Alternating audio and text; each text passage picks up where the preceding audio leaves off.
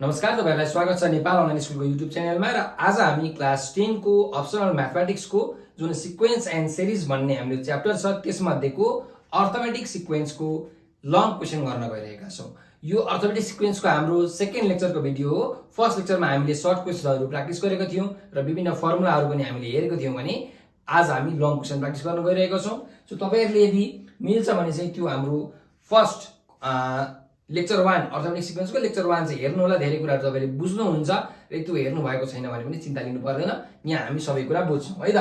ल so question number यहाँ जाउँ 1 नम्बर म यहाँ लिएर आएको छु। ल हेरौँ के भनेको छ। If fourth and 14th term of an एस are 36 and -4 respectively find the term whose value is 24। So क्वेशनले के भनिरहेछ हेरौँ है त। हामीलाई के दिइरहेछ, इन अर्थमेटिक सिक्वेन्स अथवा अर्थमेटिक सिरिज फोर्थ टर्म भनेको कति छ। फोर्थ टर्म भनेको 36 छ। फोर्थ टर्म भनेको 36 छ। त्यस्तै गरिकन 14th टर्म भनेको कति छ, -4 छ। T14 भनेको कति छ, -4 छ। अब हामीले के निकाल्नु भनेको छ, find the term whose value is 24। 24 चाहिँ कतिऔं टर्म हो, सेकेन्ड टर्म हो कि फिफ्थ टर्म हो कि 10th टर्म हो कि कति हो निकाल्नु भनेको छ। सो मैले के गरिदिन्छु त, हाम्रो nth टर्म भनेर मानिदिन्छु 24 लाई है। 24 भनेको nth टर्म हो अरे भनेपछि n को भ्यालु हामीले निकाल्नु पर्ने भयो हो कि हैन। यो n को भ्यालु निकाल्नु पर्ने भयो। यदि n को भ्यालु 5 आयो भने 24 भनेको फिफ्थ टर्म, n को भ्यालु 20 आयो भने 24 भनेको 20th टर्म है। सो ल नाउ अब हेर्दै जाउँ। अब फोर्थ टर्म दिएको छ, म फोर्थ टर्मबाट जान्छु। t4 = 36 छ। सो फोर्थ टर्म भनेको के हुन्छ, a plus 3d। 6 टर्म भनेको a plus 5d। 20 टर्म भनेको a plus 19d। 60 टर्म भनेको a plus 59d। So fourth term भनेको a plus 3d = 36। सो और a को भ्यालु कति आयो, 36 - 3d आयो। यसलाई मैले इक्वेसन 1 माने अहिले बताएँ। अब यहाँ हेरौँ, फेरि 14th टर्म दिएको छ कति, -4 दिएको छ। सो 14th टर्म भनेको a प्लस के हो, 13d = -4 और a को भ्यालु कति राख्न मिल्यो, 36 - 3d राख्न मिल्यो। त राख्नुस् 36 - 3d र बाँकी जस्ताको तस्तै as it is. So plus 13d = -4 और हिसाब गरौँ, 36 - 3d + 13d भनेको कति हुन्छ, +10d = -4 और अब यो 10d यहाँ जस्ताको तस्तै -4 छ। यो 36 को जाँदा के हुन्छ, -36। सो -4 र -36 ले -40। त d को भ्यालु कति आयो, -4 आयो। के आयो, d को भ्यालु आयो -4। त d को भ्यालु -4 आयो भने a को भ्यालु कति आयो त, a को भ्यालु कति आयो हेर्नुस्, 36 - 3d छ। सो 36 - 3 इन्टु d भनेको -4। So 36 - plus 3 + 12। 36 + 10 भनेको 46 कति आयो त, 48 आयो a को भ्यालु। अब हामीले निकाल्नु पर्यो कि 24 भनेको कति हो टर्म। त हेर्नुस्, एन्ड हामीलाई के थाहा छ त, nth टर्म भनेको के हो त, 24 हो। सो nth टर्मको फर्मुला के हो arithmetic सिरिजमा, a plus n minus 1d equals to 24। a भनेको फर्स्ट टर्म, d भनेको कमन डिफरेन्स, n भनेको nth टर्म, कति हो टर्म। सो a को भ्यालु र d को भ्यालु हामीले भर्खर निकालेको छौं। a को भ्यालु 48, d को भ्यालु -4। सो a को भ्यालु 48 प्लस n - 1, d को भ्यालु कति छ, -4 equals to 24 और 48 ल 48 लाई हामी के गरौँ भन्दाखेरि उतातिर लगिदिउँ न त हैन, 24 - 48 मा लगिदिउँ। सो यहाँ हेर्नुस्, -4 र n ले -4n, -4 र 1 मल्टिप्लाई गर्दा +4 equals to 24। यो 48 तिर जाँदाखेरि -48। ठीक छ, कुरा बुझ्दै हुनुहुन्छ है। सो -4n equals to 24 - 48 भनेको कति हुन्छ, -24 हुन्छ। र यो +4 उता जाँदाखेरि -4 हुन्छ। -24 र -4 गर्दाखेरि -28 नै हुन्छ। माइनस क्यान्सिल, n भनेको कति आयो, 28/4। सो 7 × 24 कति आयो त, 7। त्यसो भए हाम्रो जुन यो 24 रहेछ कति टर्म रहेछ त, 7th टर्म रहेछ। Therefore 24 is 7th term of given arithmetic series अथवा अर्थमेटिक सिक्वेन्स। यही भयो हाम्रो रिक्वायर्ड एन्सर। सो यसलाई तपाईहरुले स्क्रिनशट गर्नु होला र आफ्नो कपीमा मजाले प्र्याक्टिस गर्नु होला है त। ल अब हामी जान्छौं नेक्स्ट क्वेशन नम्बर 2 मा। क्वेशन नम्बर 2 ल हेर, क्वेशन नम्बर 2 ले के भनेको छ, fifth term of an AP is 53। कुन टर्म? फिफ्थ टर्म दिएको छ एन्ड 15th टर्म इज 3। 15औं टर्म कति छ? 3 छ। Is 28 a term of this AP भनेको छ। के 28 चाहिँ यो सिरिजको टर्म हुन्छ भनेर सोधेको छ। सो हुन्छ कि हुँदैन भनेर कसरी थाहा पाउँछौं? यदि second term, third term, fourth term, fifth term, 20 term आयो भने हाम्रो हो। तर यदि डेसिमलमा आयो भने होइन, पोइन्टमा आउनु भएन, फ्र्याक्सनमा आउनु भएन हैन। फ्र्याक्सनमा आयो त टर्म भएन नि त हो। सो पहिला अब हामी यहाँ लेखौं कसरी लेख्ने। यो के हो? अर्थमेटिक प्रोग्रेसनमा हो। हामी अहिले अर्थमेटिक प्रोग्रेसन नै गर्दै छौं, एपी नै गर्दै छौं। So in an AP arithmetic progression के छ त? Fifth term. फिफ्थ टर्म भनेको T5 कति छ? T5 भनेको 53 छ। त्यस्तै गरी 15th टर्म T15 भनेको कति छ? 3 छ। के 28 चाहिँ हाम्रो यो सिरिजको टर्म हो त भनेर भनेको छ। सो अब हामीले के गर्नु पर्यो त भन्दाखेरि nth टर्म चाहिँ मैले के गर्छु त 28 लाई मान्दिए हैन, र n को भ्यालु म निकाल्छु। यदि यो n को भ्यालु फ्र्याक्सनमा आयो भने 28 हाम्रो यो सिरिजको टर्म हुँदैन। यदि फ्र्याक्सनमा आएन, कुनै नम्बरमा आयो, होल नम्बरमा अथवा नेचुरल नम्बरमा आयो भने चाहिँ यो 28 टर्म पनि यो सिरिजको कुनै टर्म हुन्छ भन्ने कुरा प्रुफ हुन्छ है। सो ल हेर, अब न हामीले के लेख्न सक्छौं त? फिफ्थ टर्म हामीलाई थाहा छ T5 equals to 53। So fifth term भनेको a plus 4d, a plus 4d equals to 53। So यहाँबाट a को भ्यालु आयो। a को भ्यालु कति आयो? 53 माइनस d आयो। यसलाई इक्वेसन 1 मानिराख्यौं। त्यसो भए अब जाउँ 15th टर्ममा। अगेन T15 भनेको कति दिएको छ हामीलाई? 3 दिएको छ।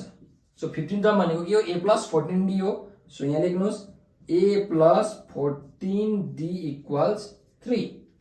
त्यसो भएको कारणले गर्दाखेरि यहाँ a को ठाउँमा 53 माइनस d राख्न पाइयो नि हैन। सो a को ठाउँमा 53 माइनस d राख्न पाइयो इक्वेसन 1 बाट, र बाँकी जस्ताको तस्तै बाँकी प्लस 14d इक्वल्स 3 जस्ताको तस्तै। सो अब हेर्नुस्, और ल 53 माइनस डी र प्लस 14d कति हुन्छ? प्लस 13d हुन्छ इक्वल टु 3 भयो। त्यसो भए 13d को भ्यालु कति आयो त? 3 माइनस 53 आयो। 3 माइनस 53। सो 3 माइनस 53 भनेको कति भयो? 50 भयो। कति भयो? 50 भयो। सो d को भ्यालु कति आयो त? d को भ्यालु हाम्रो आयो 50/13। फिफ्थ टर्म 53 छ, 15th टर्म 3 छ। ल सो हेर्नुस्, यहाँ हाम्रो मिस्टेक भएछ है, एउटा कुरा मिस्टेक भएछ। यहाँ 53 माइनस 4d चाहिँ हुन्छ। के हुन्छ अरे? 53 माइनस 4d चाहिँ हुन्छ 4d। सो यहाँ पनि 4d राख्नु पर्यो, यहाँ पनि 4d राख्नु पर्यो। यहाँ यो रङ भयो। ल एकचोटि फेरि हेरौँ है त। d को भ्यालु यहाँ फ्र्याक्सनमा आउँदैन। ल सो a को भ्यालु कति छ? 53 माइनस 4d छ। सो 53 माइनस 4d राखौं अनि अरु चाहिँ लेखौं है ल। Plus 14d equals to 3। त्यसो भए 53 माइनस 4d प्लस 14d भनेको कति भयो? 10d equals to 3। और 10d भनेको कति आयो? 3 माइनस 53 भनेको माइनस 50 आयो। त्यही भएर d को भ्यालु कति आयो त? माइनस 5 आयो। सो d को भ्यालु माइनस 5 आयो भने a को भ्यालु पनि आयो नि हैन। a को भ्यालु कति आयो त? a को भ्यालु भनेको 53 माइनस 4 इन्टु डी छ, डी को ठाउँमा -5। कति आयो हिसाब गरौँ, 53 + 20 भनेको 73 आउने रहेछ। ल ए को भ्यालु पनि आयो। अब हामीलाई क्वेशनमा के भनेको छ हेरौँ है, के 28 चाहिँ हाम्रो कुनै टर्म हो त यो सिरिजको भनेर भनेको छ। सो मैले nth टर्म मानेको छु। अब हेरौँ है, नाउ tn भनेको मैले मानेको छु 28 और nth टर्मको फर्मुला के हो, a + n - 1d = 28। So a र d को भ्यालु भर्खर हामी निकाल्यौं। फर्स्ट टर्म र कमन डिफरेन्स कति आएको छ, फर्स्ट टर्म आएको छ 73, कमन डिफरेन्स आएको छ -5। सो 73 र -5 है त, याद राखौँ। यहाँ छ 73 + n - 1 d को ठाउँमा कति छ -5 = 28। त्यसो भए अब हेरौँ, यो 73 लाई उतातिर लगिदिउँ है त, यो मल्टिप्लाई गरौँ, यति मल्टिप्लाई गरौँ, -5 * n -5n -5 * -1 + 5 = 28 - 73। अझै -5n भनेको कति हुन्छ, 28 - 73 + 5 बुझ्दाखेरि -5। और हिसाब गरौँ है त, n भनेको कति हुन्छ त, जोडौँ, 28 - 73 - 5 भनेको -50 हुने रहेछ। अनि यो -5 यता आएर के हुन्छ, डिभाइड हुन्छ, माइनस माइनस क्यान्सल, 5 10 = 50। n को भ्यालु कति आयो, 10 आयो। भनेपछि हेर्नुहोस् त, हाम्रो केमा आयो त, यो होल नम्बरमै आयो नि, अथवा नेचुरल नम्बरमै आयो नि, फ्र्याक्सनमा त आएन। त्यही भएर हाम्रो 28 भनेको कति टर्म रहेछ त, 10th टर्म रहेछ। Therefore 28 is 10th term of the series, 10th term of series. यसरी तपाईहरुले लेख्न सक्नुहुन्छ। ठीक छ, ल यो प्रब्लम पनि हामी सक्यो, तपाईहरुले स्क्रिनशट गर्नु होला। ल अब हामी जाउँ नेक्स्ट क्वेशन, क्वेशन नम्बर 3 मा।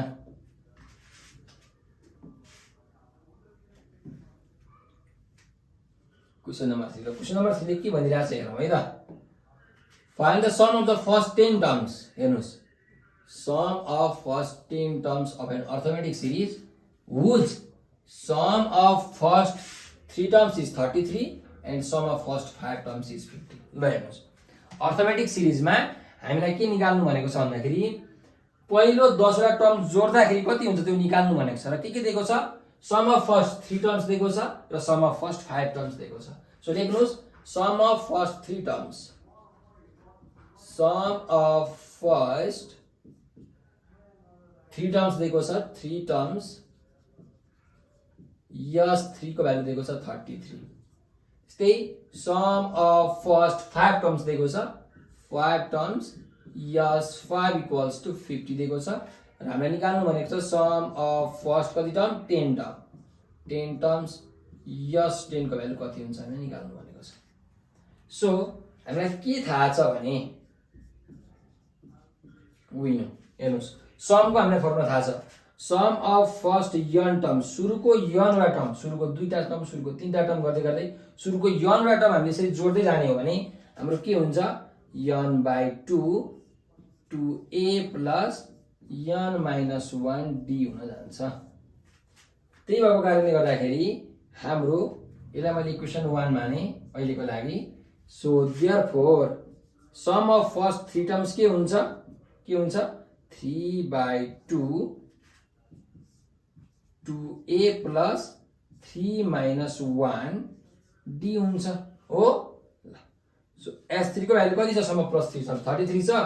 सो 33 = 3/2 2a + 2d भयो हो, भयो। और यहाँ यो 33 छ, यो 2 यतातिर आएर मल्टिप्लाई हुन्छ, यो 3 यता आएर के हुन्छ, डिभाइड हुन्छ, इक्वल टु 2a + 2d बाँकी रह्यो, 2 कमा लिनु, कति बाँकी रह्यो, a + d। ल सो यो 2 र यो 2 के भयो, क्यान्सल भयो, 3 11 छ 33। त्यही भएर a + d को भ्यालु कति आयो, 11 आयो। कति आयो, 11 आयो। त यहाँबाट a को भ्यालु कति आयो, 11 - d आयो। ल यसलाई इक्वेसन 2 मा राख्नु, a को भ्यालु कति आयो त, 11 - d हाम्रो आयो। अब यतापट्टि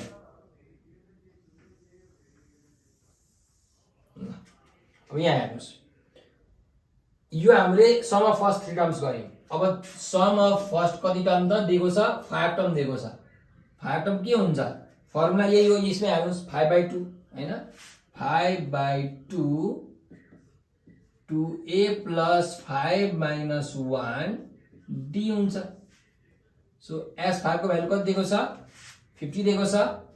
50 इन्टु यो 2 के हुन्छ द्वारा मल्टिप्लाई हुन्छ, यो 5 के हुन्छ द्वारा डिभाइड हुन्छ is equals to 2a plus के भयो 4d भयो भयो ल भयो। यो 5 ले यसलाई कति 3 टाइम्स जान्छ। सो 10 इन्टु 2 इक्वल्स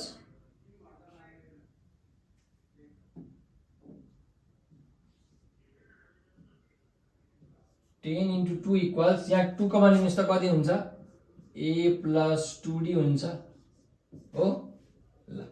सो यो 2 र 2 पनि क्यान्सल भयो। अब हेरौँ 10 इक्वल्स टु a को भ्यालु कति आएको छ हाम्रो यहाँ 11 - d आएको छ। सो a को भ्यालु हाल्दियौ 11 - d, a को भ्यालु 11 - d हाल्दियौ अनि यहाँ त प्लस 2d छँदैछ प्लस 2d छँदैछ। सो और 10 यो प्लस 11 यता आउँदाखेरि -11 भयो इक्वल टु -d + 2d भने कति हुन्छ d मात्रै भयो। त्यही भएर d को भ्यालु कति आयो त -1 आयो। त्यसो भए a को भ्यालु कति आयो त कमन डिफरेन्स -1 आयो भने a को भ्यालु कति आयो 11 - d छ। सो 11 - d भनेको -1 11 + 1 कति भयो त त्यसो भए 12 आयो a को भ्यालु। अब हामीले सम अफ फर्स्ट 10 टर्म्स निकाल्नु भनेको छ। So sum of first 10 terms के हुन्छ फर्मुला यही छ इक्वेसन 1 मा 10/2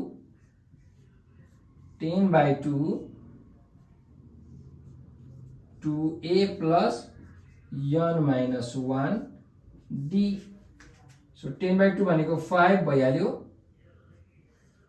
2 इन्टु a भनेको कति छ हाम्रो 12 प्लस n भनेको कति हो 5 है 5 - 1 इन्टु 12 d भनेको -1।